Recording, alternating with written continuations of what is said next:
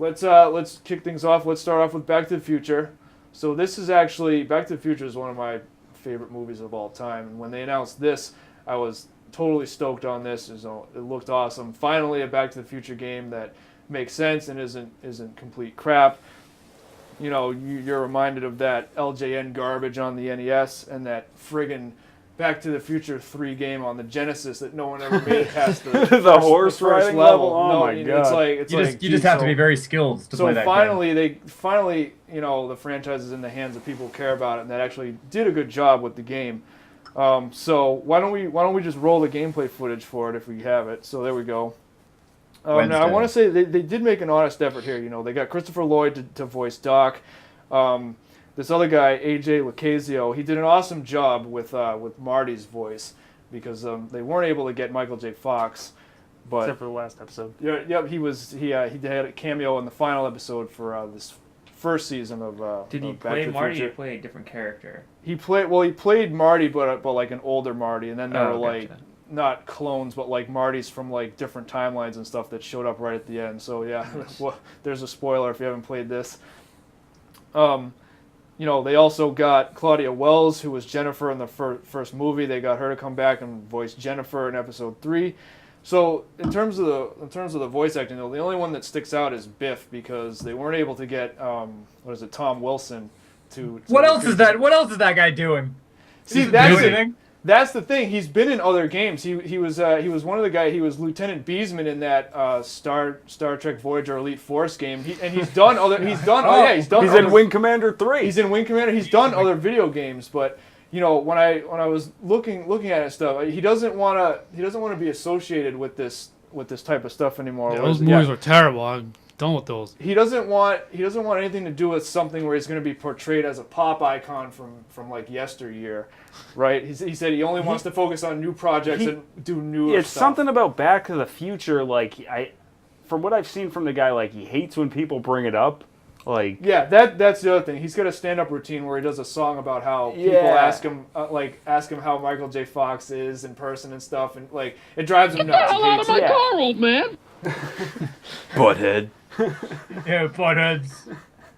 But I mean, you can't. I mean, from what I understand, they did try to get him, but you know, he just didn't want to do it. Yeah, so you can't really force people like that. Yeah, I will say that's the one thing I noticed too is like voice acting quality, it was fine, but just the fact that I've seen Back to the Future like a billion times, like that's the one. Notice the subtle differences.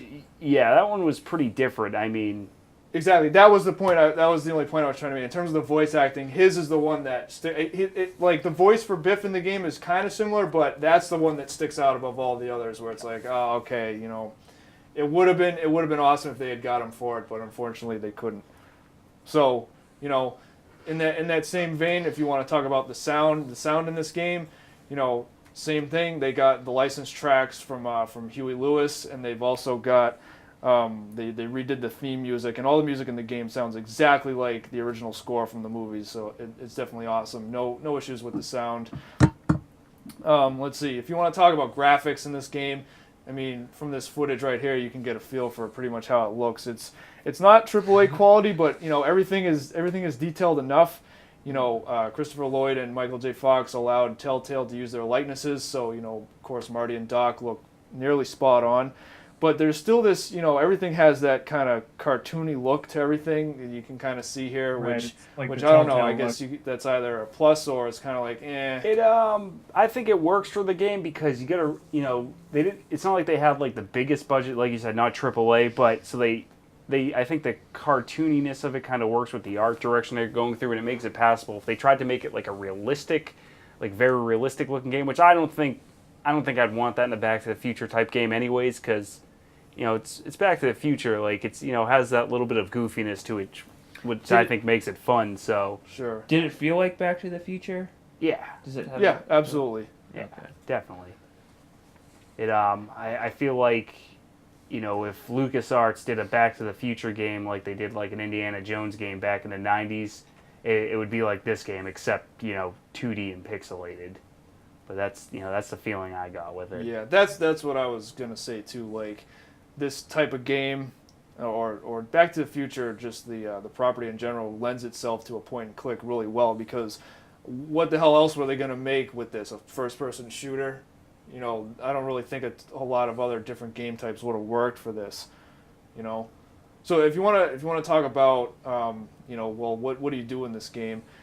You play as Marty here, so you can see he's talking to Doc here. He's trying to break him out of the back of this paddy wagon. But you play as Marty for the entire game. You start in 1986, which is, you know, the current time in the story. You go back to Hill Valley in 1931. You visit an alternate 1986 where Hill Valley is completely walled in and being run by Doc Citizen Brown, and then eventually you go all the way back to 1876 to fix some other events, and you know, doing all these things. All of this spans 5 episodes of this game, so they split it up into episodes as they do with most of the other Telltale games, and you know, all the stuff you do, everything is believable in the Back to the Future universe for this game. Yeah, definitely. I feel like it really fit in. Even right there, who he's talking to, that girl is Mr. Strickland's sister, the principal.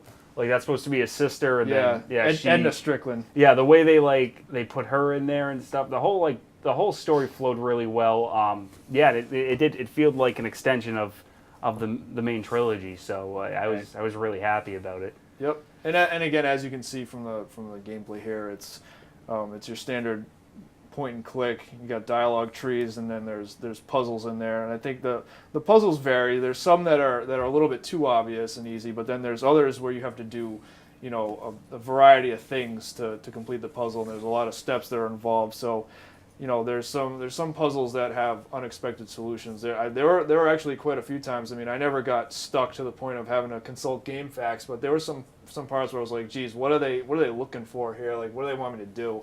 Yeah, I mean, like, definitely not the most difficult, like, point and click, like, puzzler, but, you know, a few here and there that had me stuck for a few moments, but it never got frustrating.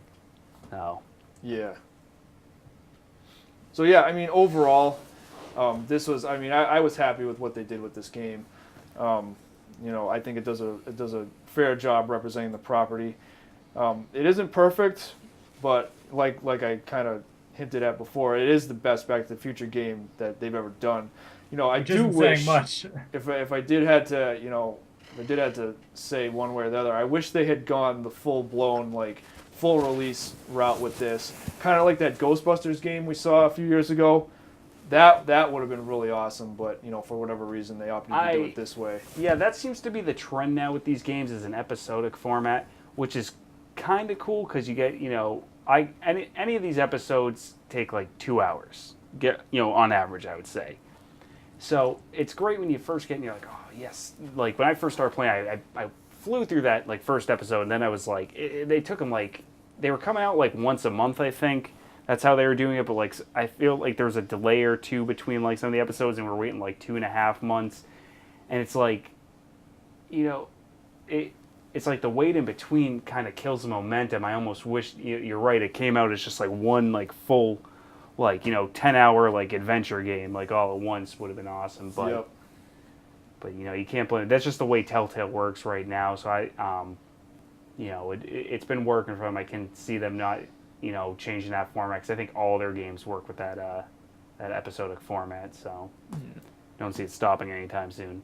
Yeah, so there you go. To sum up, I mean, if you're a fan of Back to the Future, which a lot of us our age... Alternate Jennifer looking pretty hot right there. Yep, totally oblivious to the DeLorean jumping in there. But yeah, if you grew up with this and you saw this as a kid, then you definitely know about this, and you know, you probably have to play this. I mean, this was awesome. They did an awesome job. I will say, you know, the first episode, I was I played it, I was like, all right, that seems cool. And then the ones in the middle, this game had a good first episode and then a good last episode. I think they tied everything up really well. It's just the stuff in the middle was kind of slow. It did get a little slow. I mean, definitely you had, like, the beginning and the end definitely have the most momentum on there. But I thought they were all pretty fun, but I get what you're saying. I thought, well, the second episode where you were in like the alternate version of 1985, I thought that was really cool, though. I really enjoyed that. I like that myself, yeah. But yeah, overall though, I definitely, if you haven't played it at this point, you should.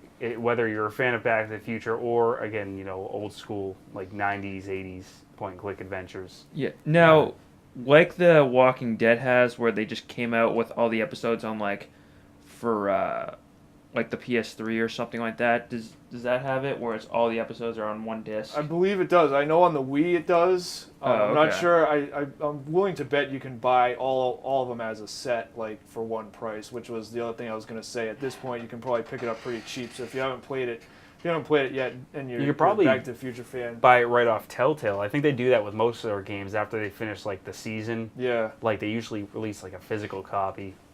Oh. Yeah. So there you go. Back to the Future, the game. If you're a fan of Back to the Future and haven't played it yet, definitely check it out. Definitely awesome.